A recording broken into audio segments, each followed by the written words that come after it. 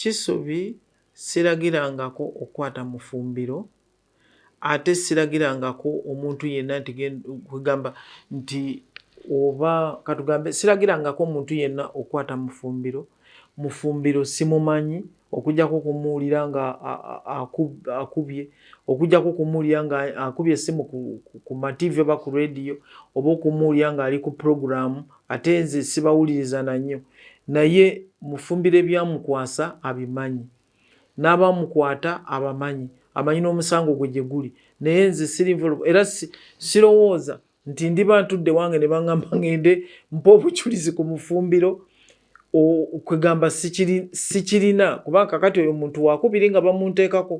banteekako sipapa ne famire ye nejja wano nenjinyonyola ne mbagamba nti mpozi nze ensobi gye nakola kubanga abantu baali batya sipapa nga bagamba mukozi wa State House naye bwe navaayo nenjogera nga bino byenjogera nti badde nkusaba weeyise bulungi ndowooza baali baagala omukwata ne baga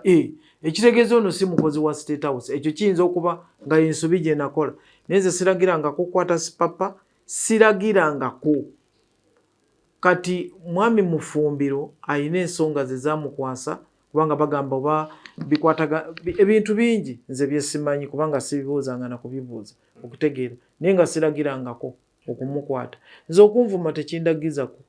kukwata muntu nti kubanga yanvumye kubanga okuva natandika okubeera ku radio banvuma mpaka olwaleero naye abantu bangi nnyo bakimanyi nze sina gwe nali ndagidde bakwate era nze omuntu waba mpitiriddeko njogera naye bwabanga njogera naye mukubire bwe munoonya essimu ye nenjogera naye kyenkola naye siragirangako mukwata.